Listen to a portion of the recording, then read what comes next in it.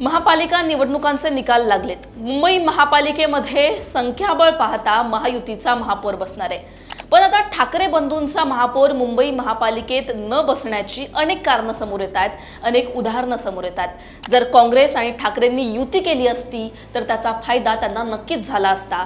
आता हे उदाहरणासकट मी तुम्हाला सांगणार आहे, कशा प्रकारे ठाकरे आणि काँग्रेस यांच्या मतविभाजनाचा फायदा भाजप आणि शिंदेंच्या शिवसेनेला झाला, हे आपण उदाहरणासकट या व्हिडिओच्या माध्यमातून पाहणार आहोत। नमस्कार, मी पूजा, तुम्ही पाहताय लोकमत। काँग्रेस आणि ठाकरे गटाच्या एकला चलो रे या भूमिकेमुळे 30 प्रभागांमध्ये त्याचा फटका या दोघांना बसलाय।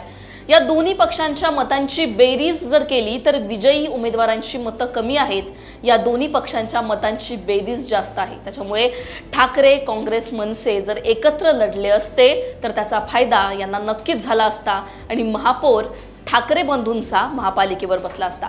आता कुठल्या प्रभागामध्ये ठाकरे आणि काँग्रेसच्या मतविभाजनाचा फायदा भाजपला किंवा शिंदेंच्या शिवसेनेला झालाय, हे आपण प्रभाग वाईज पाहूयात।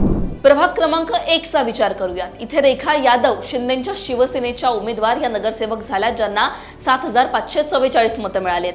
शीतल म्हात्रे ज्या काँग्रेसच्या उमेदवार आहेत त्यांना 5070 मतं मिळालेत, तर फोरम परमार ठाकरे गटाचे उमेदवार आहेत त्यांना 4314 मतं मिळालेत। ठाकरे आणि काँग्रेसच्या उमेदवारांची बेरीज केली तर 9384 होते, जे की विजयी उमेदवारापेक्षा जास्त मतं आहेत। त्याच्यामुळे ठाकरे आणि काँग्रेस जर एकत्र लढले असते तर त्यांचा उमेदवार इथे विजयी झाला असता। आता येऊयात पुढच्या प्रभागावर। अंधेरीच्या प्रभाग क्रमांक 63 चा विचार केला तर इथे रुपेश सावरकर भाजपचे उमेदवार विजयी झाले, ज्यांना 9193 मतं मिळालेत।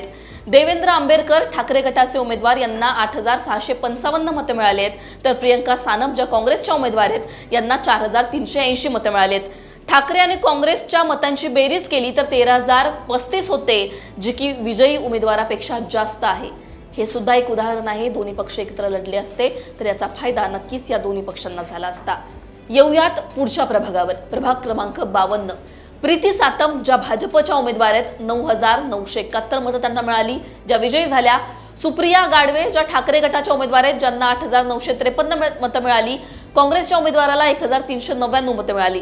ठाकरे आणि काँग्रेसच्या मतांची बेरीज केली तर 10352 होते, जी की विजयी उमेदवारापेक्षा जास्त आहे। हे सुद्धा आणखी एक उदाहरण आहे कशा प्रकारे इथे मतांचं विभाजन झालं।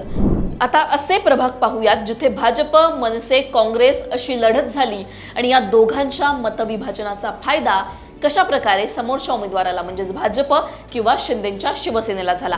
प्रभाग क्रमांक 20 जिथे दीपक तावडे भाजपचे उमेदवार होते, 10268 मतं त्यांना मिळाली, विजयी झाले। त्याच प्रभागामध्ये मस्तन खान काँग्रेसच्या उमेदवाराला 3351 मतं मिळाली। दिनेश साळवी रेल्वे इंजिन मनसेचे उमेदवार ज्यांना 5330 मतं मिळाली। काँग्रेस आणि मनसेच्या उमेदवाराची बेरीज इथे 8881 होते।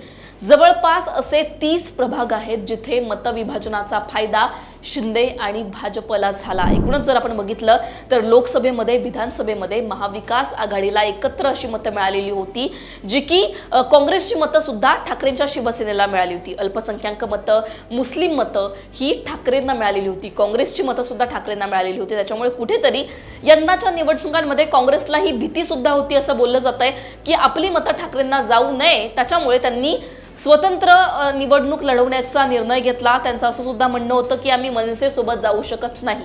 पण महाविकास आघाडीचा जेव्हा आपण एकत्र विचार करतो, विरोधी पक्षांचा जेव्हा एकत्र आपण विचार करतो, भाजप आणि शिंदे सेनेला टक्कर देण्यासाठी जर हे तिघं एकत्र लढले असते तर नक्कीच त्याचा फायदा या तीनही पक्षाला झाला असता आणि आज ठाकरे बंधूंचा महापौर महापालिकेवर बसला असता। कारण 30 असे प्रभाग आहेत जिथे मतविभाजन झालंय आणि ज्याचा फायदा हा शिंदेंच्या शिवसेनेला आणि भाजपला झालाय। एकूणच तुम्हाला काय वाटतं ही आकडेवारी पाहिल्यावर? तुमची याबद्दलची मतं सांगा। एकूणच जर आपण बघितलं तर नियोजनबद्ध